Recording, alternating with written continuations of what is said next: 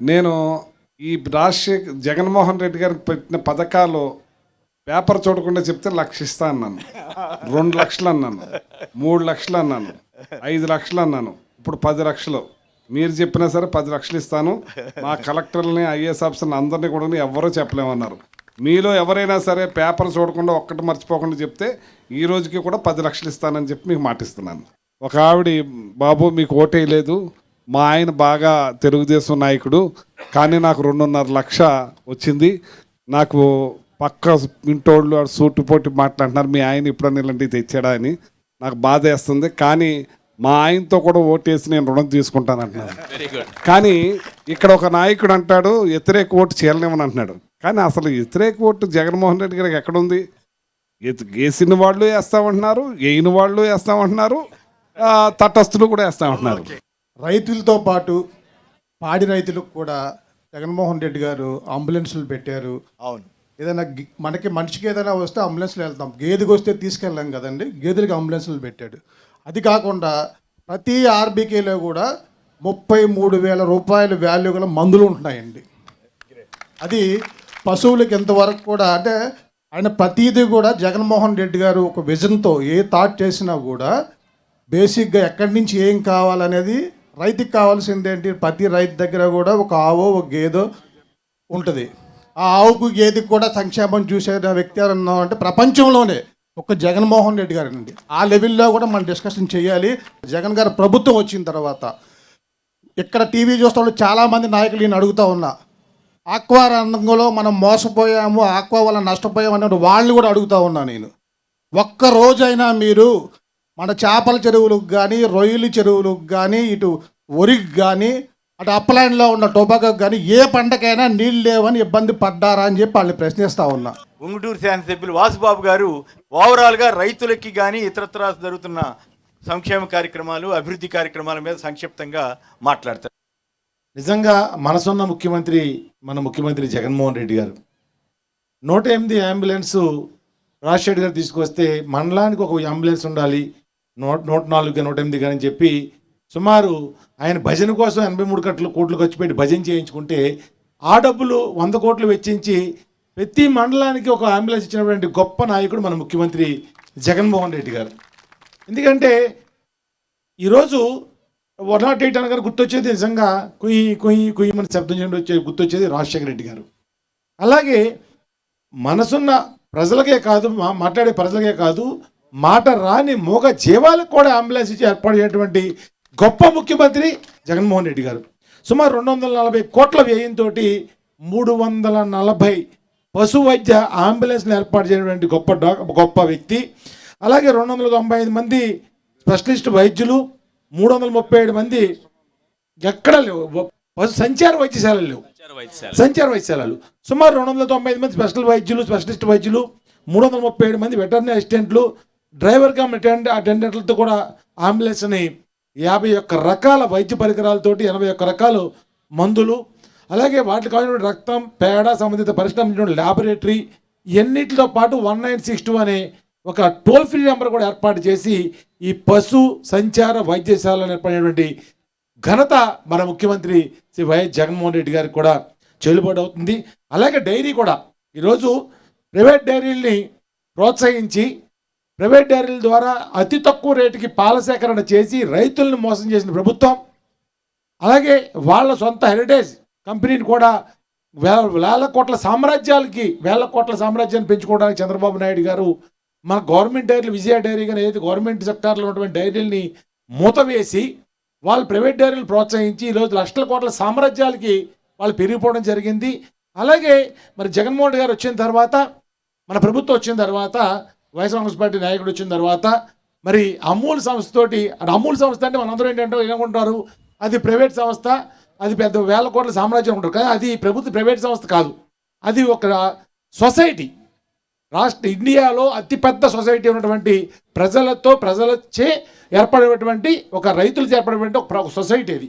ఆ సొసైటీ ద్వారా అమూల్ వారి సంస్థ ద్వారా మన సొసైటీని మన ఎవరైతే మహిళా రైతులు ఉన్నారో ఈ బియ్యం మన ఈ పాల సేకరణ ఉందో వాళ్ళకి సొసైటీ ఏర్పాటు చేసి వాళ్ళ ద్వారా మద్దతు ధర ప్రకటన చేసి పాలలో వెన్న శాతాన్ని బట్టి రేట్ ఇస్తూ ఉంటే ఈ రోజున 50 రూపాయలకి దారుణంగా దౌర్జన్యంగా పాలు వాళ్ళ సేకరణ లీటర్ చేస్తూ ఉంటే 80 రూపాయలు 85 రూపాయలు పాల సేకరణ ధర ఏర్పాటు చేసి అందులో వెన్న శాతం పెరిగితే 80 85 90 90 ఈరోజు 110 120 రూపాయలకి ముఖ్యమంత్రి గారు ఈ మన ప్రభుత్వం వచ్చిన తర్వాత అమూల్ ద్వారా మరి రైతుల దగ్గర పాడి సేకరణ జరుగుతోంది. పశువులకు సంబంధించిన ల్యాబ్ ఉంది, అగ్రికల్చర్ ల్యాబ్ ఉంది, అలాగే ఫిషరీస్ ల్యాబ్, ఆక్వా సంబంధించిన ల్యాబ్, అంటే 3 ల్యాబ్లు ఒకే బిల్డింగ్లో 3 ఫ్లోర్లో. నిజంగా ఎంత మనసున్న ముఖ్యమంత్రి అండి, ఎంత దూరాలోచన ఉన్నటువంటి ముఖ్యమంత్రి అండి మన ముఖ్యమంత్రి గారు.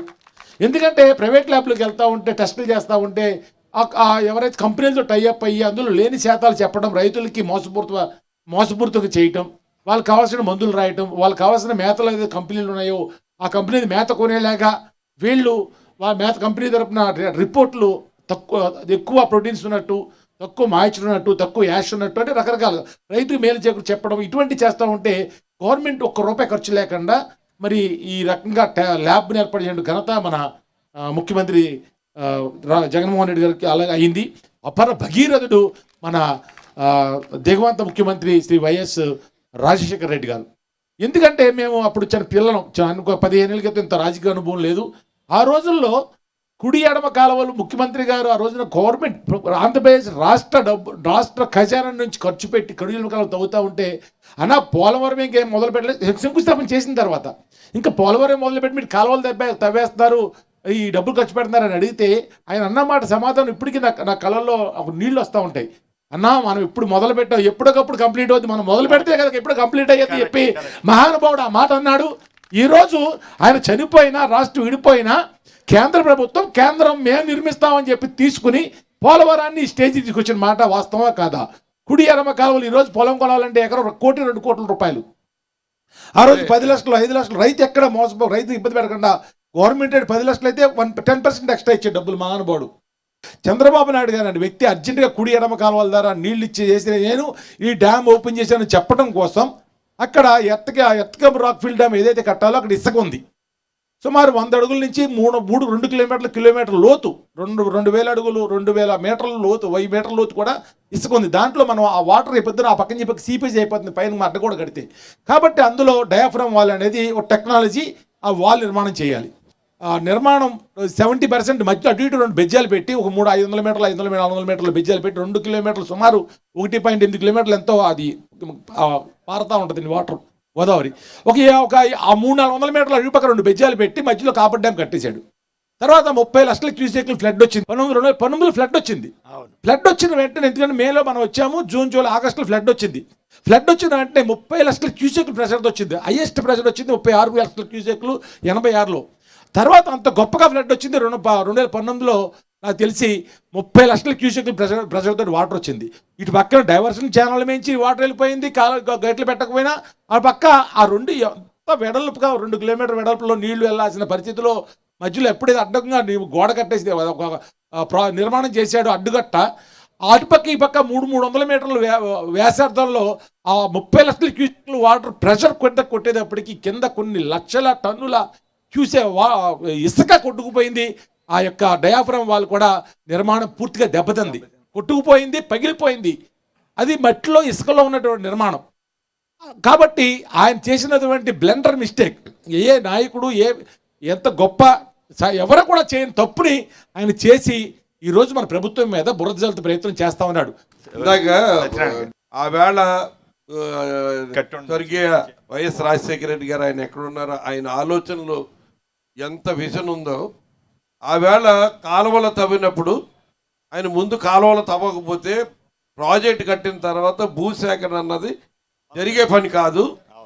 అది భూసేకరణ మరి 2013వ సంవత్సరం తర్వాత చట్ట సవరణ చేసిన తర్వాత అయితే అసలు సాధ్యమయ్యే పని కాదు. ఇవాళ కొన్ని లక్షల కోట్ల రూపాయలు ఖర్చు అయ్యే పరిస్థితి ఉండేది. ఆవేళ బీళ్ల కింద బంజర్ల కింద ఉన్న పొలాలు ఆవేళ 30-40 వేల రూపాయలు ఎకరం ఉండేది. ఆ రోజున ఆయన 1,50,000 నుంచి 2 లక్షలు 2,50,000 వరకు ఇచ్చి భూసేకరణ పూర్తి చేసి ఇటు లెఫ్ట్ రైట్ రెండింటి కూడా ఆ సేకరణ చేసి నిర్మాణం చేస్తే ఇక్కడ దుర్మార్గంగా ఇందాక మన ప్రసాద్ చెప్పాడు, ఇక్కడ ఒక ప్రజానాయకుడు ఆ అడ్డుపడి అక్కడ కట్టనివ్వకుండా రైతులతో ఆపి అది ఒకటే అది పూర్తి అవ్వకుండా అదొకటి ఆగింది తప్ప మొత్తం లెఫ్ట్ రైట్ మెయిన్ కెనాల్ అన్నీ కూడా రాజశేఖర రెడ్డి గారు పూర్తి చేసిన తర్వాత ప్రాజెక్టు మొదలు